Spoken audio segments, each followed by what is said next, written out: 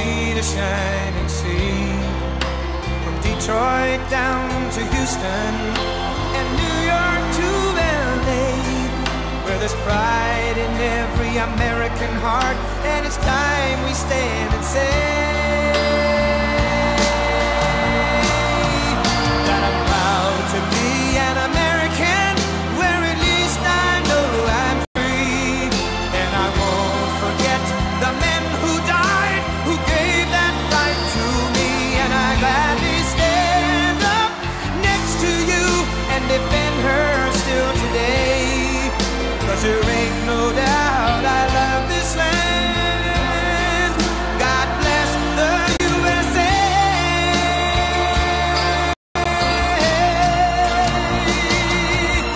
And I'm proud to be an American, where at least I know I'm free. And I won't forget the men who died, who gave that right to me. And I gladly stand up next to you and defend her still today. 'Cause there ain't no doubt I love this land. God bless the USA.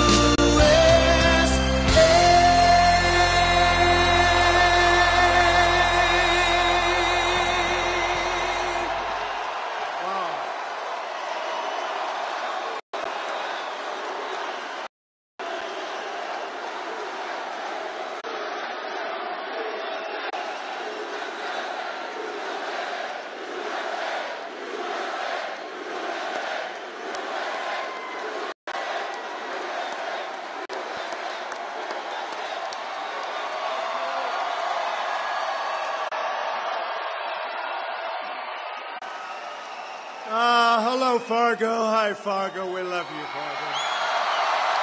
What a place. What a place. Thank you very much. This is an honor. You know, I wish we could have had this stage back about 100 yards to see how many people. This place is packed. This place. The only thing more packed is outside, trying to get in. They're having a hard time. They can't get in. It's full.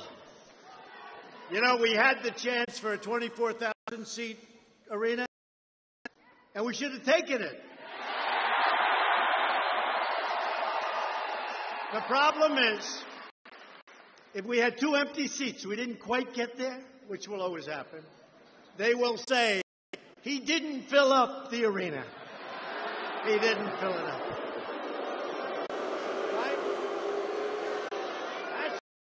He didn't fill that arena up, 24,000 seats.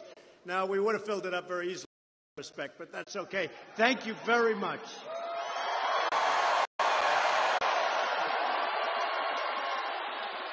I am thrilled to be here in the great state of North Dakota with so many hardworking American patriots.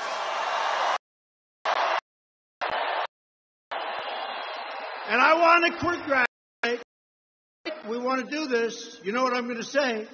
I want to congratulate the North Dakota State Bison.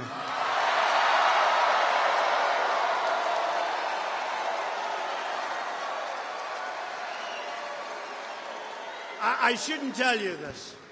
I shouldn't tell you this, but when I was coming out, they were talking about bison. I said, I thought it was an S. They said it is, but it's pronounced bison, so we didn't want to get that wrong, right? But that is some great national championship team. That's a great group of winners.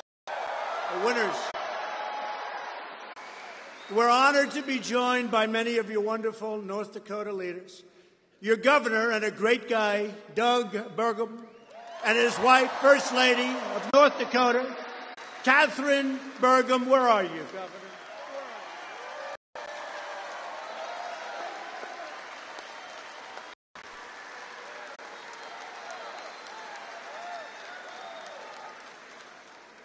Thank you, Governor. Your former governor, Ed Schaefer. Ed. Nice guy. A friend of mine who employs a lot of people, a very successful guy. he puts a straw in the ground and oil comes out. These big companies, they go out, they spend billions looking for oil. They don't find anything. Harold Hamm. Where's Harold? Where is Harold?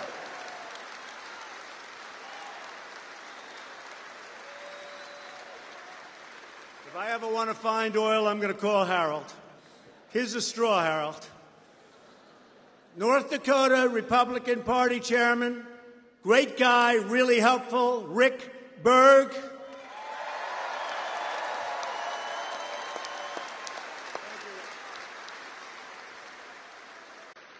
A man who is so incredibly helpful to me and to you and to everybody. A special person who works so hard. I call him all action, no talk. Don't we like that? All action. Senator John Hoeven. He is fantastic.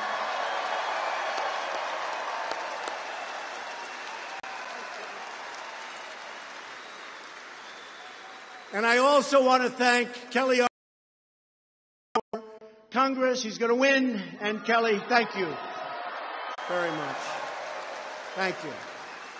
Good guy. We also have a couple of big supporters. You ever see this guy with the pillows on Fox? Yeah. My pillow guy, Mike Lindell. Where is Mike?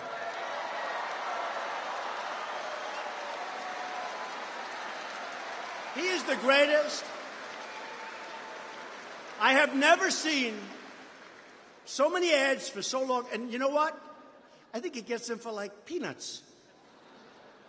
First of all, he does make a great product, great pillows. I actually use them, believe it or not.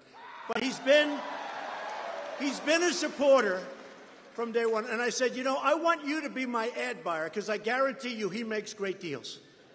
So I haven't asked him yet. Will you be my ad buyer, please, Mike? The My Pillow guy, thank you. And he's been with us right from the beginning, along with a lot of other folks, actually. We've had a great journey together, and we are making progress like nobody thought possible. Finally, the person we are all here tonight to support, a special person, an incredible person, the next United States Senator from the great state of North Dakota, Kevin Cramer. Kevin, come out.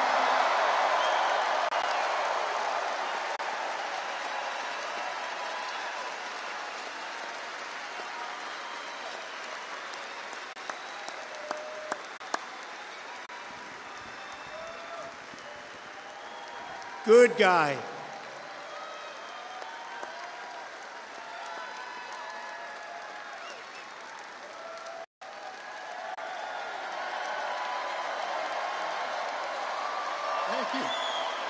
Thank you, Mr. President. All I can say is, Mr. President, on behalf of all of the thousands of people in this arena and the tens of thousands outside of this arena who live in flyover country, thank you for not forgetting us.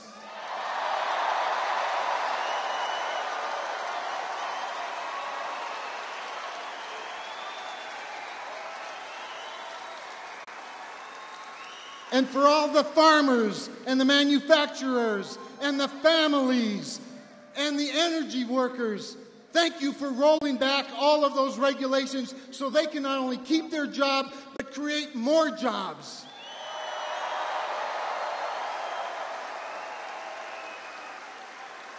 And Mr. President, on behalf of the middle-class working families represented in this room and throughout the heartland, thank you for cutting their taxes so they can keep more of their hard-earned money right here.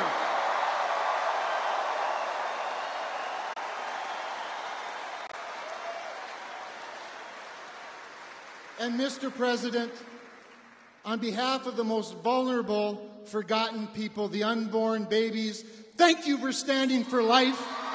Thank you.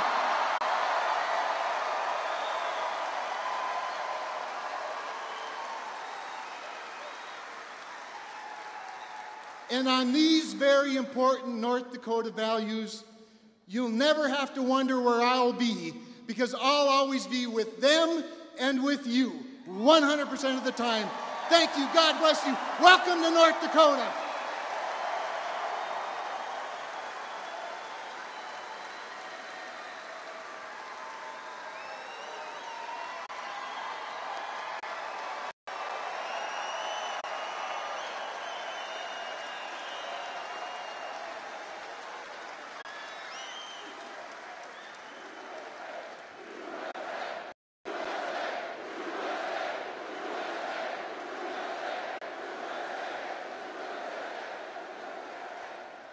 I got to tell you, that's pretty good.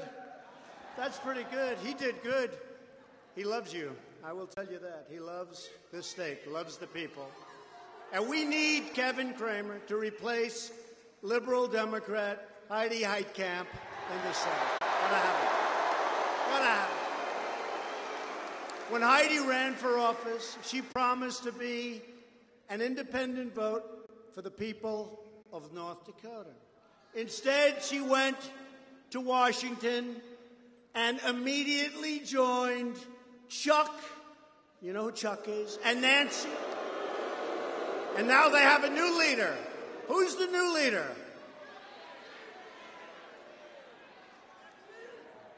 Maxine Waters is their new leader. Maxine Waters.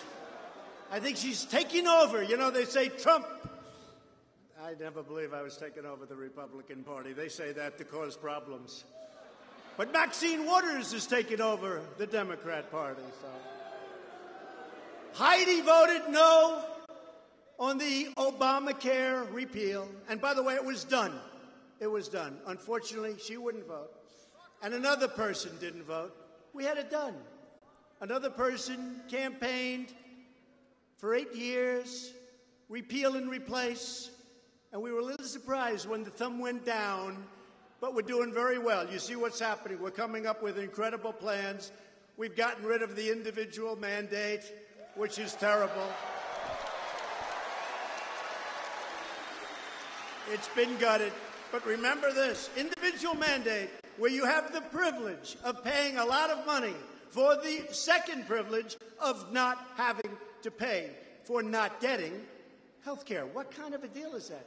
So you pay in order to not to have to pay because you don't want the health care because it was no good anyway. So we have, through our Secretary of Labor, Alex Acosta, we just came out with the association plan, which is phenomenal.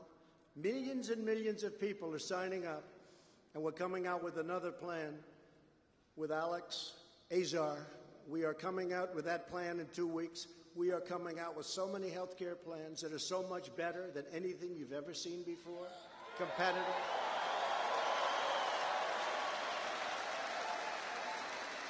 And Obamacare is essentially dead.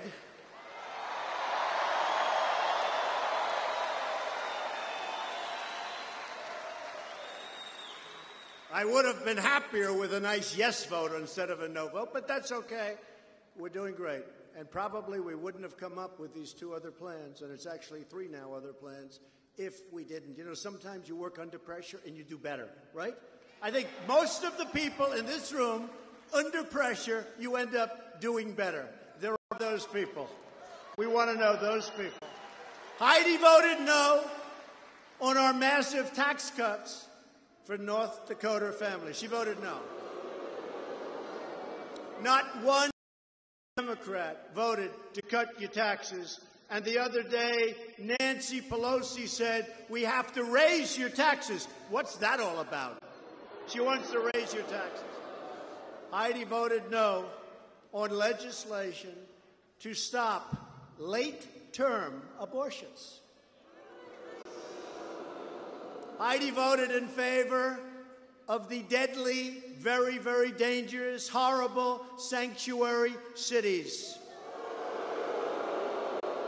You need a senator who doesn't just talk like they're from North Dakota, but votes like they're from North Dakota. That's what you need, and that is Kevin Cramer.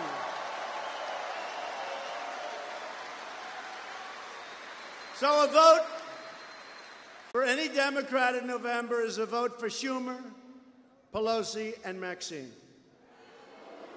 Maxine, she's a beauty.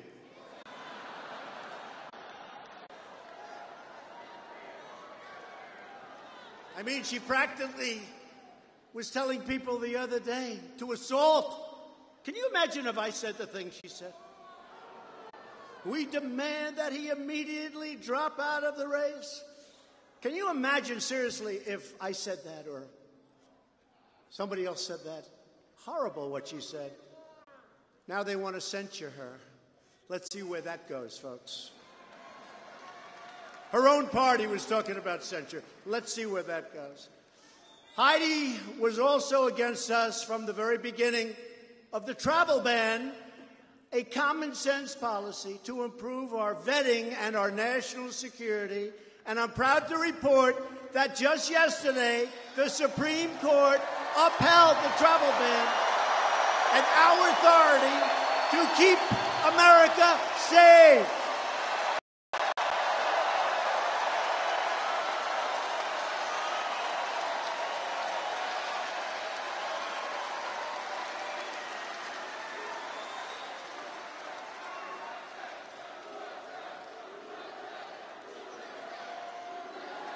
And by the way, a lot of media back here.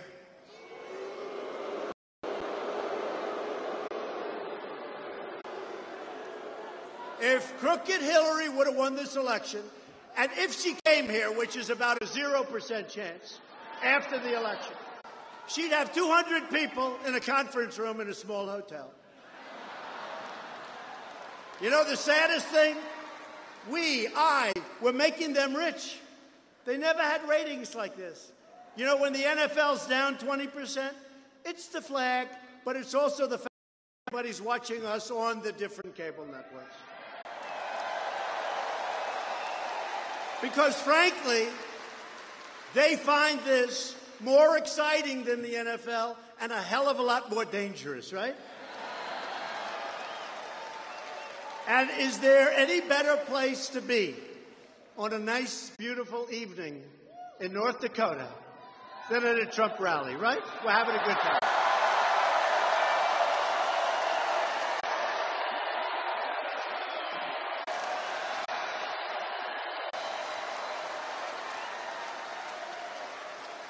And I wish those cameras would circle the room to see how many thousands of people are here.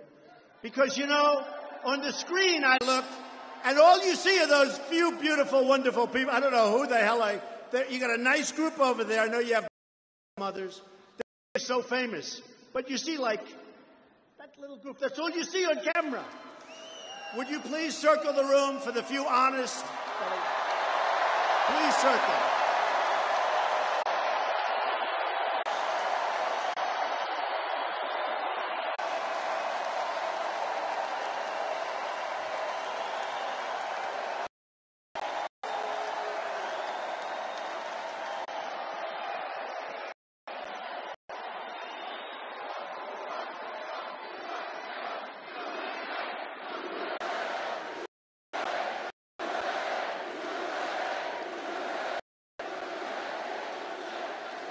No, I just looked at the screen, and I said to my people, how many people are here?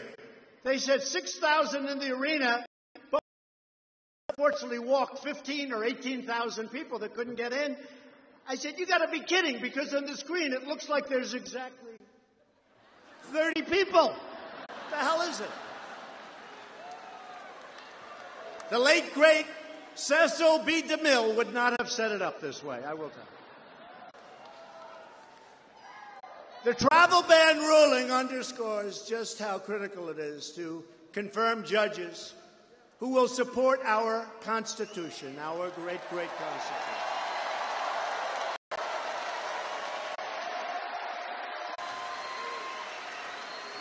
Justice Anthony Kennedy, a very special guy, also just announced a little while ago his retirement from the United States Supreme Court.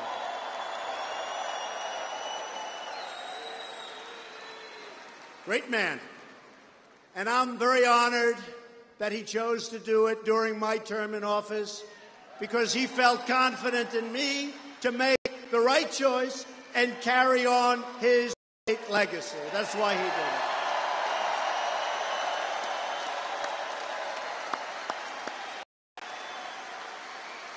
And I'd like to take a moment to show our great appreciation for Justice Kennedy's lifetime of distinguished service.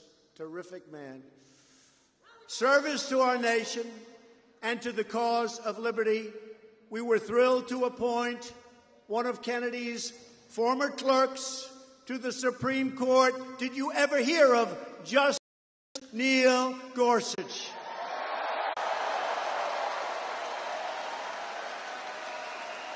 He's doing great.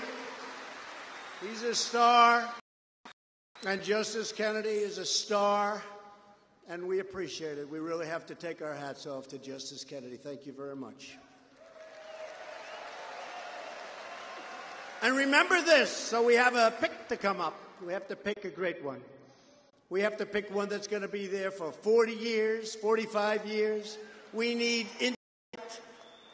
We need so many things to go. You know, there's so many elements go into the making of a great justice of the Supreme Court. You got to hit every one of them. Heidi will vote no to any pick we make for the Supreme Court. She will be told to do so. Now, maybe because of this, she'll be forced to vote yes. Who knows? But I will tell you, she'll vote no the day after the election on everything. Justice Kennedy's retirement makes the issue of Senate control one of the vital issues of our time, the most important thing we can do. Democrats want judges who will rewrite the Constitution any way they want to do it and take away your Second Amendment, erase your borders, throw open the jailhouse doors, and destroy your freedoms. We must elect more Republicans. We have to do that.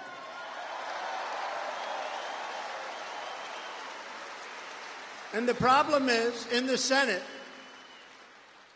we have 51. We don't have enough. We lose one. If somebody gets a bad cold, let's assume they come in for a cold, but let's assume it's worse than that. It's a very tough situation. We need more Republicans, especially in the Senate. We have to hold the House and maybe even increase it, and I think we'll be able to do it. They keep talking about this blue wave. Their blue wave is really sputtering pretty badly. The red wave is happening. Just look what happened last night.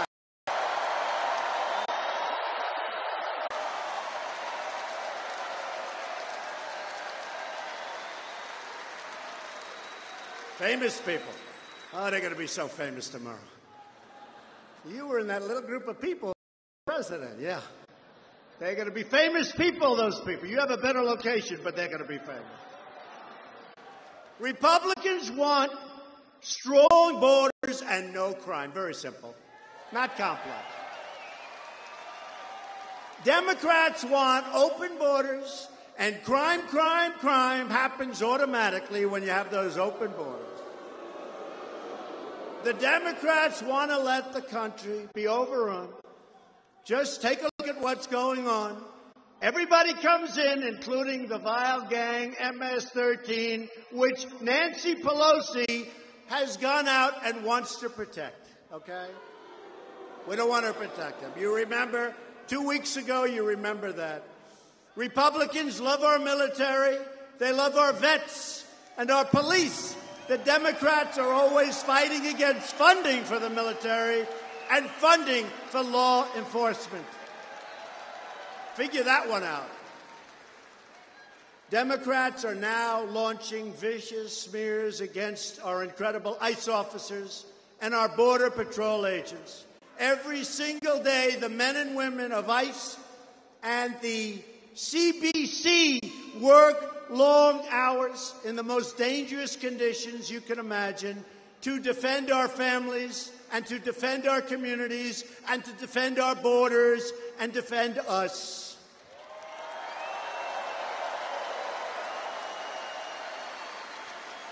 And I'll tell you what,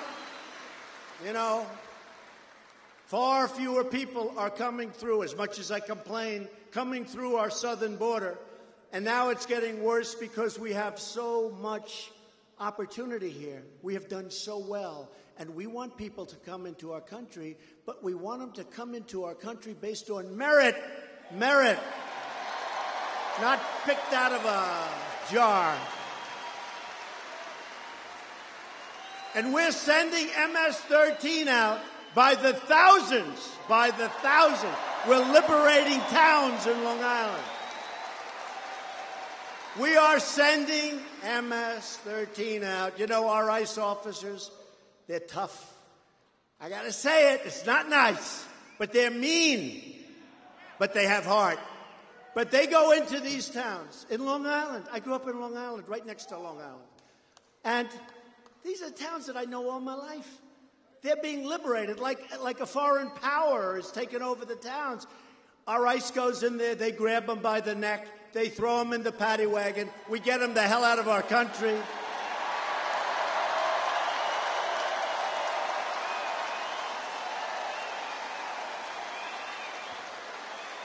And the Democrats are constantly complaining that we're too rough on ICE. Do you believe it? You see what they do?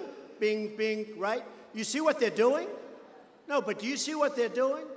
They don't need guns. They like knives because knives are much more painful. They cut people up in small pieces. Beautiful young women walking home from school. And the Democrats complain that we're treating them too rough. We're getting them the hell out, as I said, by the thousands.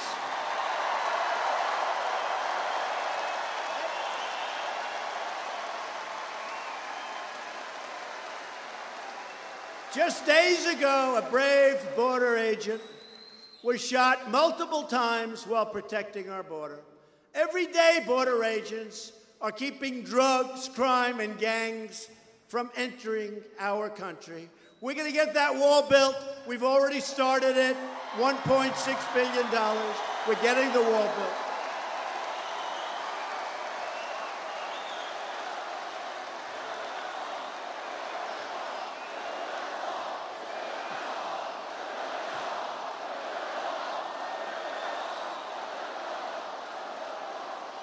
It's already begun, and it's beautiful. And I'll tell you what, they may not want to talk about it in California, but those people in San Diego are very happy with Donald Trump. I'm building that wall, and they are so happy. They are so happy. In recent days, we've heard of shameless attacks on these courageous law enforcement officers. Extremist Democrat politicians have called for the complete elimination of ICE. We don't want ICE anymore. You know what would happen to parts of our country? It would be overrun with the worst criminal elements you have ever seen. Left-wing activists are trying to block ICE officers from doing their jobs and publicly posting their home addresses, putting these incredible people and their families in harm's way. These radical Democrat protesters, they really want anarchy, but the only response they will find from our government is very strong law and order. We will not tolerate attacks on our law enforcement. We will protect our law enforcement like they protect us. We will always stand proudly with our brave heroes of ICE, the Border Patrol, the sheriffs, the police, yes, the firemen. The firemen sometimes are under attack, if you can believe it. The firemen, these are great people, and we have their backs.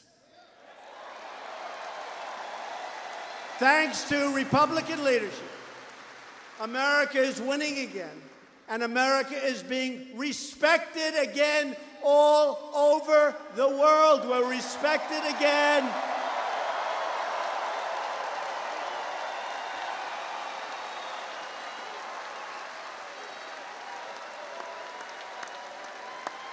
All over the world, we're respected again. You know, all those red hats and the white hats? Make America great again. Right? Make America great again. And that's what we're doing. And what are we gonna say in 2.5 years for the next campaign? It's called Keep America Great! Exclamation point. Exclamation point. Keep America great.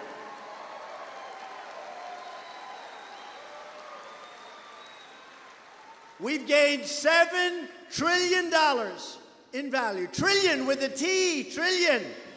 I have wealthy friends like Harold Hamm. They don't even know what a trillion represents. I say, Harold, how many billion are in a trillion? And I'm not sure that Harold could answer that.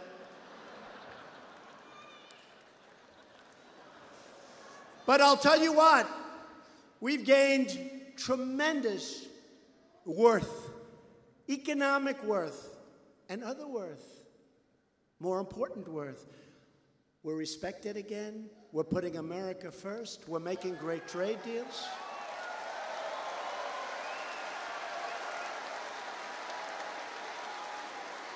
$7 trillion. Think of what that is. And people don't realize this. And we're going to get along with China. And we're going to get along with the European Union, which has barriers from our farmers and our people selling product into the European Union. Last year, with the European Union, and we love the European Union, we love the countries of the European Union. But the European Union, of course, was set up to take advantage of the United States, to attack our piggy bank, right?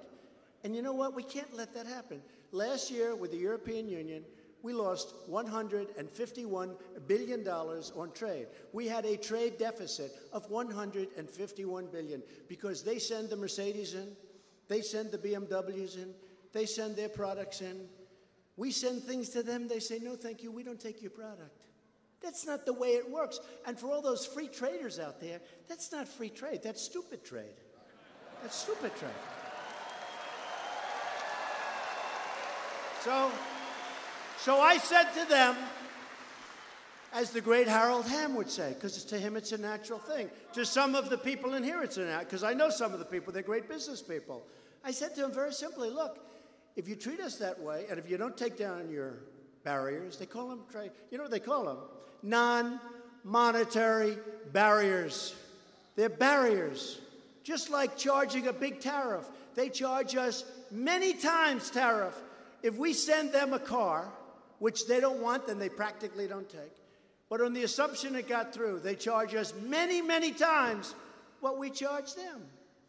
And I said, look, if you're not going to treat us fairly, if you're not going to treat our workers, our companies, our farmers fairly, if you're not going to take our farm product like we take your farm product, then we're going to tax all of those beautiful Mercedes-Benzes that are coming in, and we're going to tax BMWs that are coming in.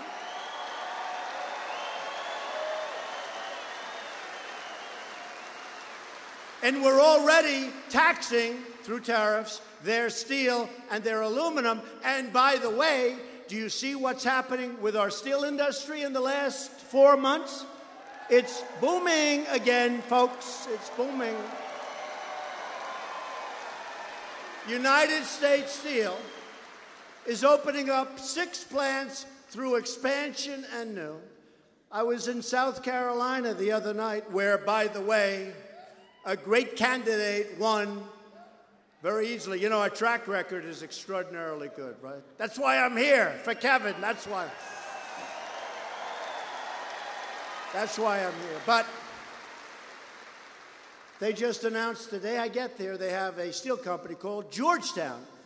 It's been closed for 4 years. They announced the day before I got to South Carolina that Georgetown Steel is reopening and hiring 600 people. Not so complicated. We put tariffs on solar panels because China was flooding the market and it wasn't good stuff. We had 32 plants. 2 were open and they were barely breathing. They were in mouth-to-mouth resuscitation. We put a 30% tax on solar panels coming into the United States. Now, those 2 plants are doing great, and they're talking about opening at least 10, 11, or 12, and they'll probably have them all open very soon, and they're going to make high-quality panels and a lot of jobs.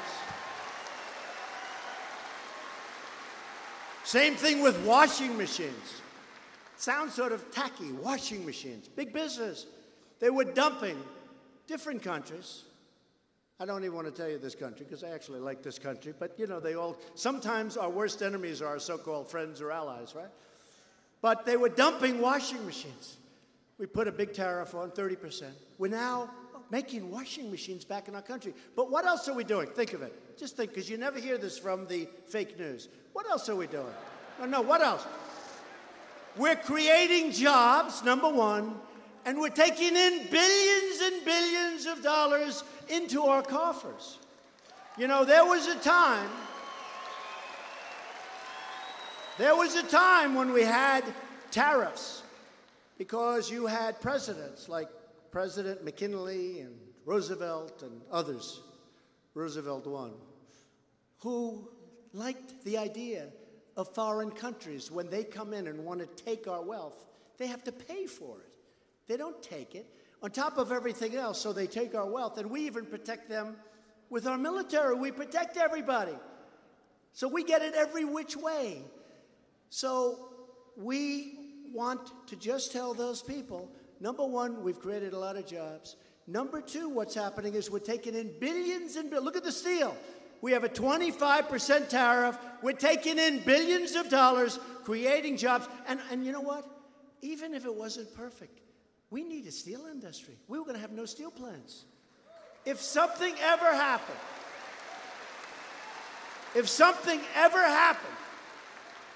you know what I'm talking about, and we needed steel to make that something, we wouldn't be able to make steel. We need, you know, there are some industries, steel and aluminum, we got to have it. So we have jobs, we have a vibrant industry. The head of United States Steel called me the other day, and he said, Mr. President, I'd like to thank you. I have never seen anything like it. We haven't opened up a new plant in 32 years, and now we're opening up 7 of them, 6 of them extensions. We're going to build a new one. And that's just one company. The Heritage Foundation reported that in just the first 500 days of our presidency, not my presidency, it's our presidency, let's face it, not my presidency. You're the one that did it. You're the one that did it. Although I've been a good student. I told John, and I told the whole group, we had a whole group of politicians before. And you know, some of them have been congressmen like for 25, 30 years. And they're asking me questions about politics. I said, I've only been doing this for 2.5 years. Don't ask me a question like that. But we've been good students, haven't we, all together? Haven't we been good students? But the Heritage Foundation came out with a report, and this was as of 2 months ago. We've already implemented 64% of our top agenda items, and that's at a much faster pace than even Ronald Reagan. That's pretty good, right?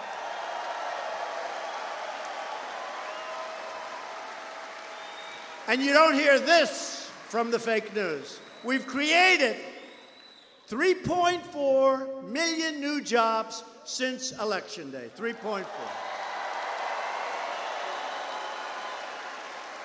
Unemployment, think of this one.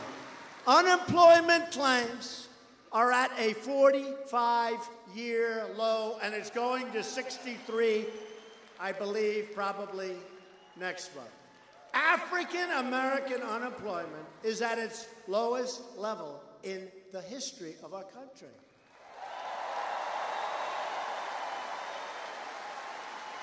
Hispanic-American unemployment also is at the lowest point in the history of our country. Unemployment among women. Women.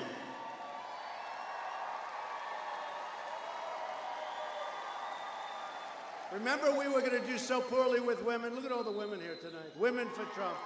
Women.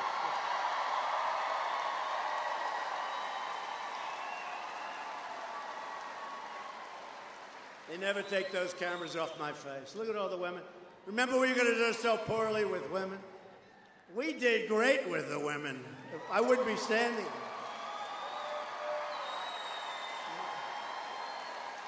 My wife told me, she said, you're going to do great with the women. It's hard to believe it, though, with the kind of press we get. Do you agree? But you know what? They are so smart. And when they hear those numbers, they're happy. And when you hear the numbers, I used to go into arenas, and I'd read the horrible statistics on crime and education and how badly people are being treated in the Hispanic communities, in African-American communities. And you remember, I'd go in and say, you've been voting for Democrats for 100 years. You have these horrible, look at my friend right there.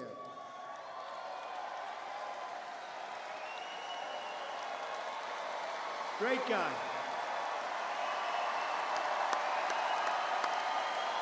My friend, thank you. You've had these horrible, horrible statistics for years on crime and the educational abuse and all of the things. And I went in, and I'm reading them point after point, and I'm seeing, and I looked out at the audience. For 100 years, they were with Democrats. The Democrats felt they had automatic votes. And I said to them, what the hell do you have to lose? Vote for me. What do you have to lose? What do you have to lose?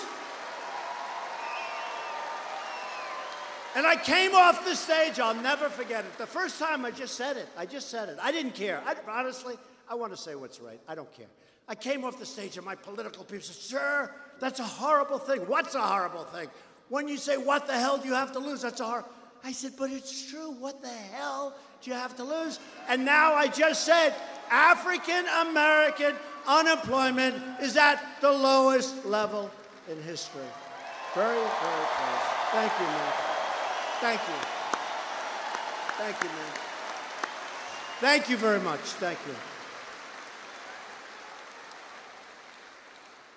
So we keep going, and we keep striving, and when it's all over, nobody's done the job that we've all done. Wages are rising.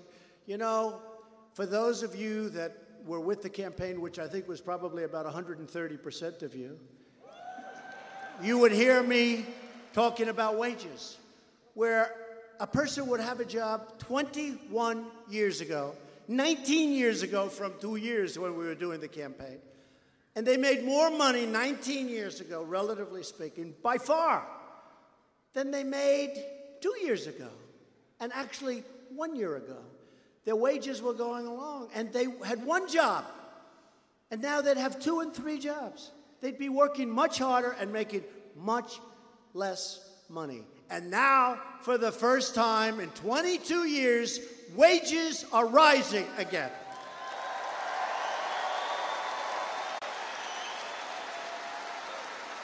And even more importantly than that is you have a choice of jobs. It's like the VA. We approved choice. They've been trying to do it for 45 years. Choice.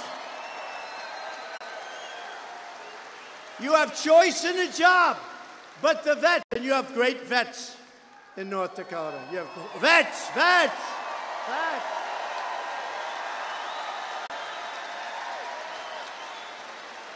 So, remember I used to say about the vets, and I wasn't a great student of the vets, but I'd read where the vets would be online for 13 days, 18 days, 3 weeks, 7 days, and they'd start off and they wouldn't be in bad shape. And sometimes it would take so long before seeing a doctor that they would be terminally ill, things that could have been taken care of. And I said, without knowing anything, I thought it was the most brilliant policy I've ever heard. I said, why don't they just go to a doctor, local, that's looking for the business? That would be a very good doctor. will specify certain great doctors. Go to a doctor, be taken care of, and we will pay the bill, and it will be much less expensive, and you'll be all set, right? Right?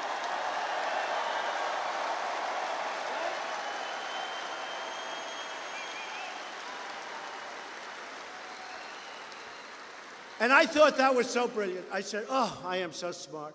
I am the smartest person. My uncle was a great professor at MIT for 40 years. Can you believe 40 years? I said, but I'm smarter than him. I'm smarter than anybody. And you know what? I'll tell you. I came in and I said that to a group of people that are professionals and have been working with the vets for a long time.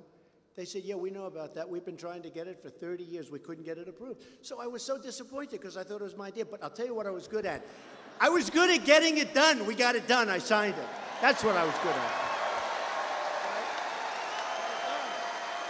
We got it done. They've been trying to get it done for 40 years. I was so disappointed. I thought it was my idea. That's the only problem. I thought it was my idea. And you know, we have another thing, accountability with the vets. The VA, there was no accountability. You'd have people that were protected, whether it was civil service unions, who cares? They were protected. You couldn't fire them. They could be sadists, and we had sadists, sick people. We had people that would steal and rob. We had a lot of bad people. We had people that didn't work hard. And there was no accountability. For 40 years, they tried to get the VA Accountability Act passed. I got it passed. And now you look at the guy that did it, and you say, Jim Smith, you've done a hell of a lousy job. You're late, and you don't treat our vets right. Jim, I'm sorry, you're fired. Get out of here. Right?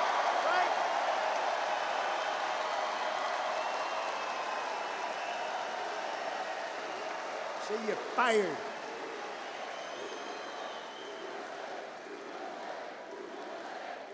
So those two things for the vets, just approved them. The accountability was a couple of months ago, and John helped so much. I'll tell you, John helped so much. He was a leader. Thank you. He was the leader on both. And everybody said you couldn't get accountability done. I said, why? Too much power, too many unions, too many people that just don't want it done. You had people in Arizona that robbed $300,000, and they agreed, everybody agreed, they robbed the money. They couldn't fire the people. So now you have accountability is done. And I think even more important, I'm not sure, but even more important, VA choice. So now you go see a doctor when you have to wait online, okay? Optimism among America's great manufacturers has hit 95%, the highest number by far in the history of the survey, which is a very old survey. We have eliminated record numbers of job-killing regulations.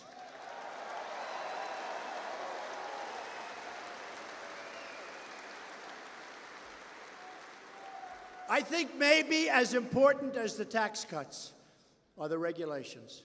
Our country was choking.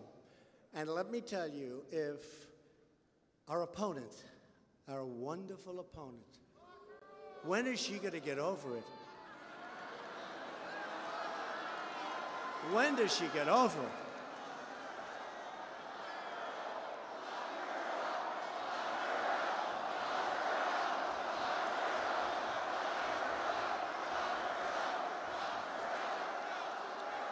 Ay, when do they get over it? But, you know, it is pretty amazing. Point after point. Guilty, guilty, guilty, guilty. Oh, she's okay.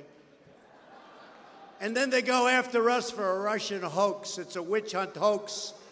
Isn't it incredible when you talk about a double standard? When you talk about a double standard, and nobody even looks at her. Nobody even looks. I don't think, unless we're going to be surprised someday. Well, we'll see how that works out. But I'll tell you what, what's happened is somewhat of a miracle, because We weren't expected to win, but every time I'd go out, we'd have crowds like this. We went to Michigan. We went to Wisconsin. We went to places that haven't been done. I think Wisconsin was 1952, Dwight Eisenhower, and we won Wisconsin.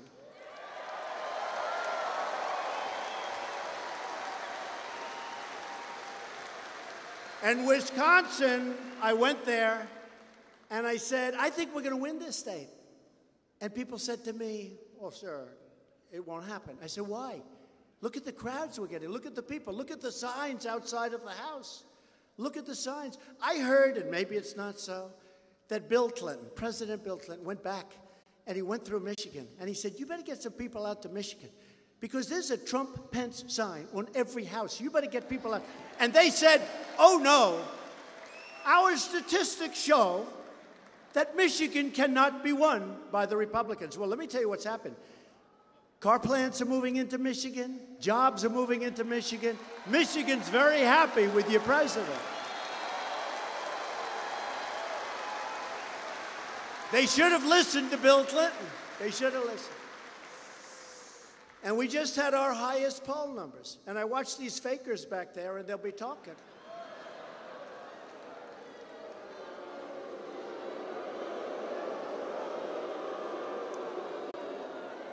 Well, you saw the polls that come out. I don't know if this is true. You know, a year and a half ago, they said I was an interloper. How bad is that? An interloper. And now they say, you will admit, a thing comes out, a big poll and a couple of polls, a number of polls, that he's the most powerful, most popular Republican in the history of the party. And a little while ago, I was an interloper.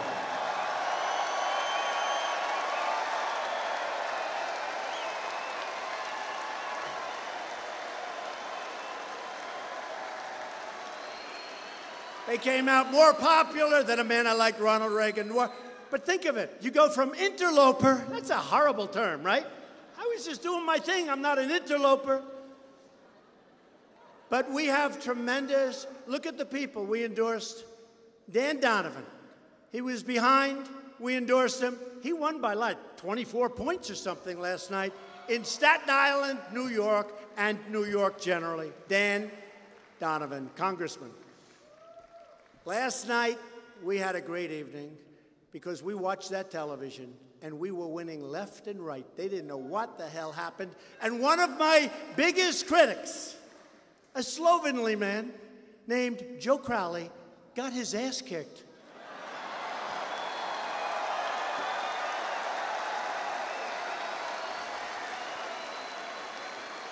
By a young woman who had a lot of energy. She had a lot of energy. I guess he didn't see it. They couldn't find him. He spent a lot of money. He actually had a lot of money left over. Everyone's pouring a fortune because they figure. And he was going to take Nancy Pelosi's place. And I was so disappointed because I want to keep Nancy Pelosi right where she is with Maxine Waters. I want to keep Nancy Pelosi. Please, I want to make a plea to my Democrat friends. Please, please, please don't remove Nancy Pelosi. She should be where she is. And please keep Maxine Waters on the air as your face and your mouthpiece for the Democrat Party. Please.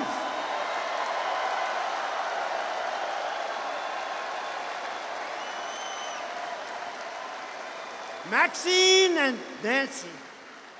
So I was disappointed in a way when he got beaten because he was going to take her place, I think. Now he's just looking at us and saying, darling, what happened? Politics is a mean game, isn't it? It's a fleeting game. 6 months ago, Republicans passed the biggest tax cuts and reform in American history. Our plan doubled the child tax credit. Thank you to Ivanka Trump.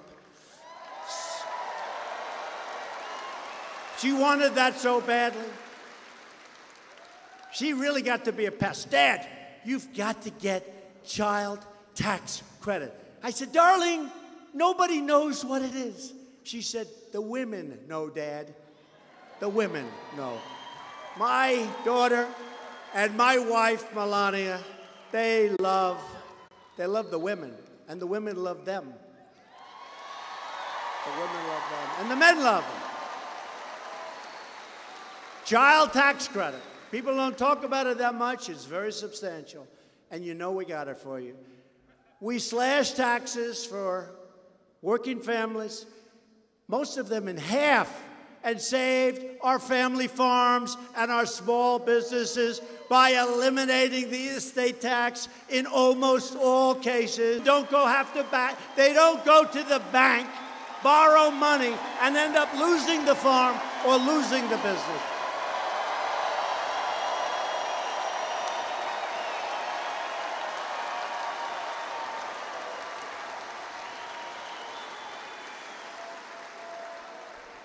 And Kevin and John and the whole group, they helped us a lot. And guess what? Heidi voted against it, okay? She voted against it. Heidi voted against it. And she's always going to vote against it. And by the way, she may give us a couple of quickie votes, before the election. She might, because she has no choice. But the day after that election, she's voting party line, 100%. More than 100 utility companies nationwide have slashed prices for customers, saving them in this country much more than $3 billion, which goes and reduces your electric and utility bills. You have any water in there? Heidi and every single Democrat voted against our tax cuts.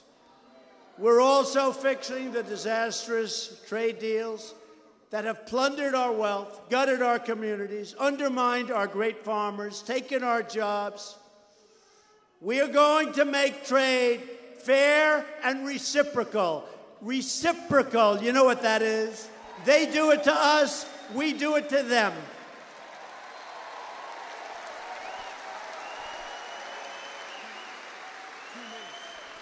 And we are placing very big tariffs on some of these countries because they have tariffs on us. It's incredible. I wonder where these people come from, even politicians. So we'll have a country. It doesn't matter. I can almost name any of them. They have massive tariffs on our people, on our workers, on our farmers, on our country, on our companies. So we say we're going to put tariffs on them.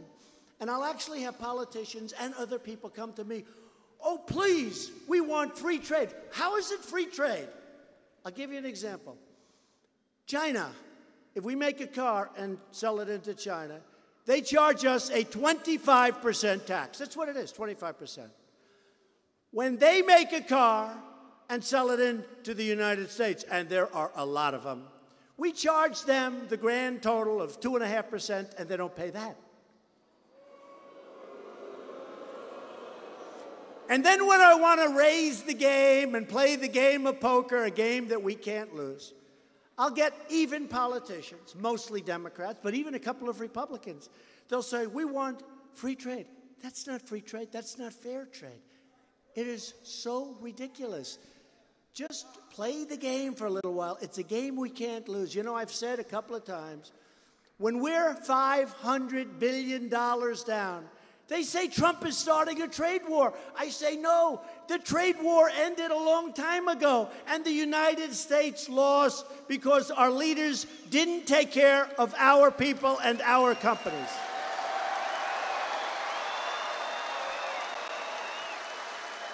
So we're not starting a trade war, but we'll finish it. And you know what, in the end? You know what's going to happen? And it's already happening. Already happening. They're going to come to us, and they're going to say, hey, let's work it out. And we're going to work it out. It's very simple. But remember, it's the art of the deal, but anybody can do the deal. There are a lot of people. This one doesn't get much simpler. Remember, it's true. When you're $500 billion down, you can't lose. You already lost. But now we're going to start winning. Or at least we're going to make it fair. It doesn't even have to, we got to make it fair. And the fact is, we've had presidents and we've had leaders that worked for those presidents, negotiators, trade reps, who were missing in action. They weren't doing their job. You know, I was dealt a lot of bad hands. I was given North Korea, where, frankly, we were very close to going to war. You could have lost 30 million people, 50 million people. Seoul is 30 miles off the border. They have what they call cannons, like howitzers. They have cannons, thousands of them, pointed. I had the meeting. We had a great relationship. We had a great chemistry together. The fake news was so upset when I said, we had a good relationship. We had a good chemistry. They said, that's a horrible thing. No, it's a good thing. Getting along with countries, getting along with China, getting along with Russia, getting along with these countries is a good thing. It's not a bad thing. It's not a bad thing.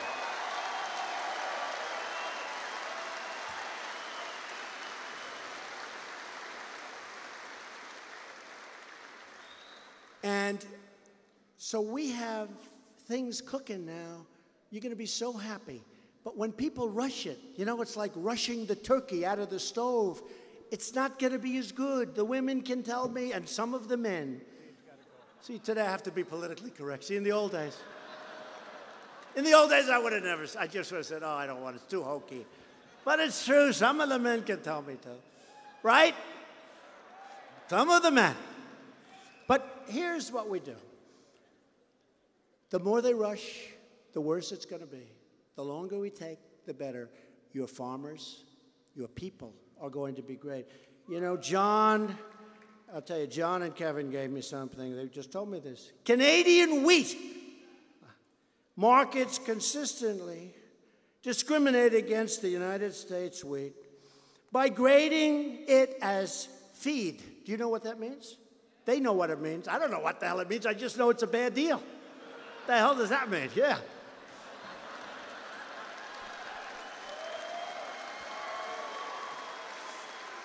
But it's true.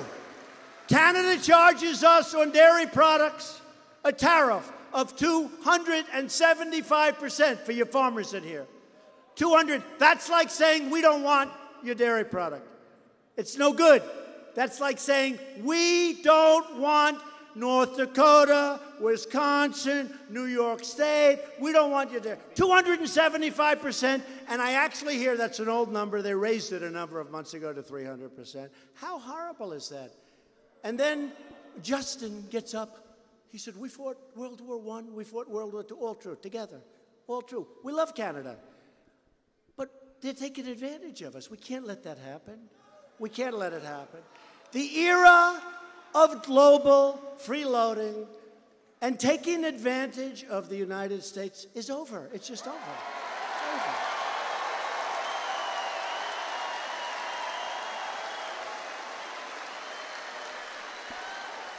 We're also restoring American security by rebuilding our military. We've secured a historic $700 billion. Just got it approved. $700 billion. We're rebuilding our military, and next year, already approved, $716 billion. We're rebuilding our military. It will be bigger and stronger than ever before, and hopefully we will never have to use it, because when it's bigger and stronger, you tend not to have to use it, okay?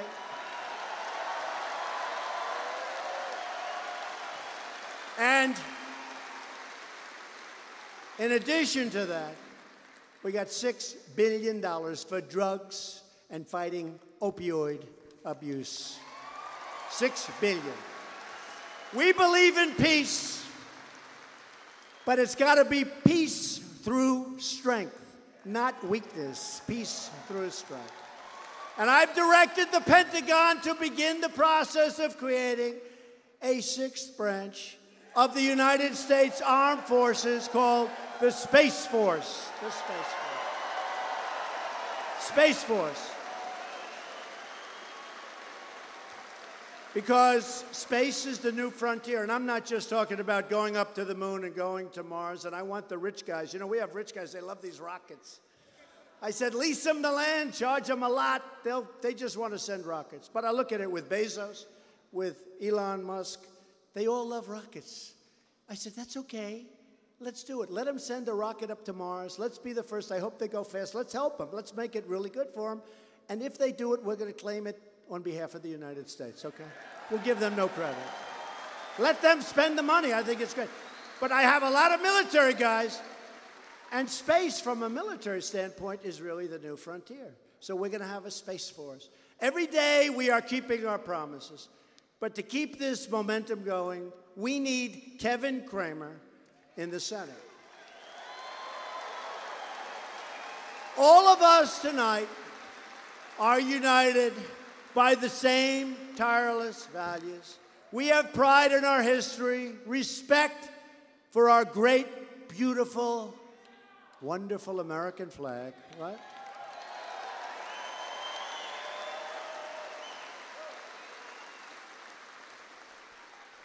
We put our hands in our hearts for the Pledge of Allegiance.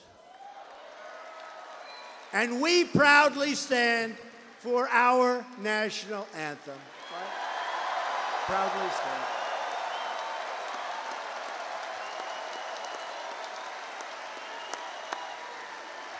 In everything we do, we are standing up for our citizens. We are standing up for America. And we are standing up for North Dakota. Thank you.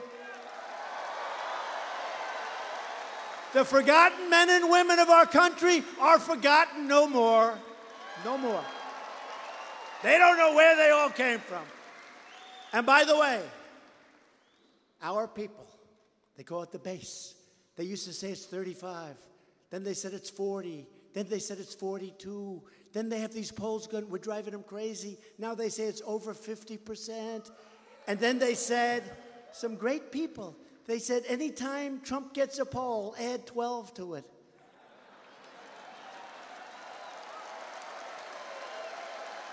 True. And do you ever notice? I hate it. I meet these people. They call them the elite. These people. I look at them, I say, that's elite?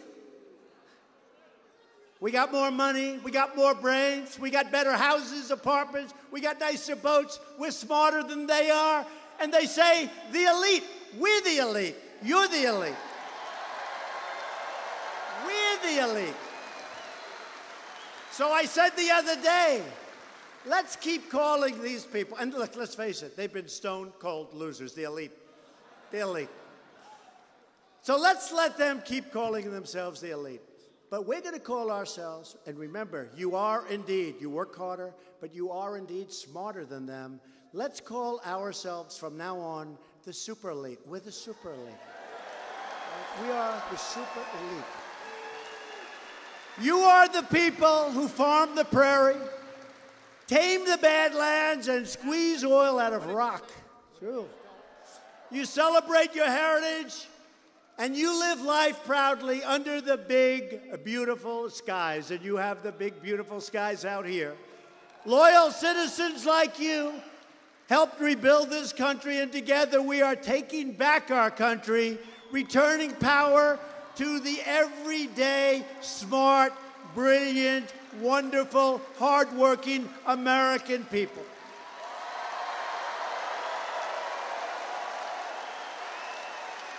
We are standing on the shoulders of the American patriots who settled the frontier, scaled the Rockies, and won the American West.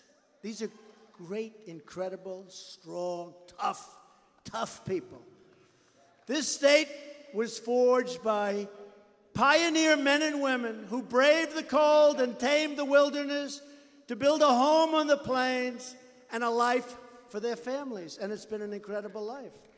These North Dakota pioneers were tough as hell, and they were strong, and they were smart.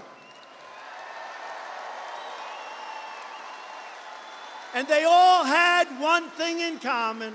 They loved their families, they loved their countries, and they loved their God.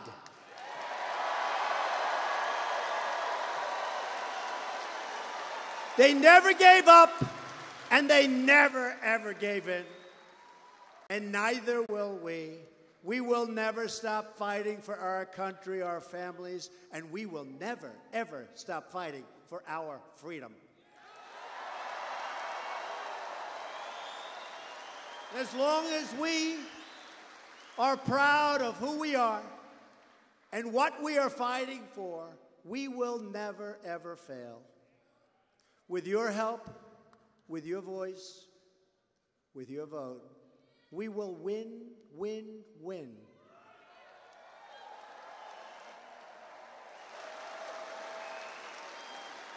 Like we're doing. Remember how I started? This country, our flag, we are respected again. All over the world, they're talking about us.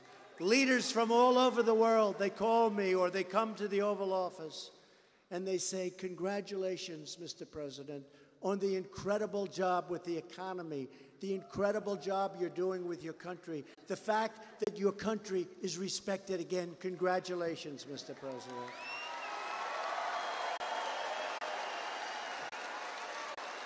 Because we are Americans, and our hearts bleed red, white, and blue. We are one people, one family, and one glorious nation under God. And together, we will make America wealthy again. We will and are making America strong again. We will make America safe again. Look at our military. We will make our great, great America stronger and more powerful than ever before.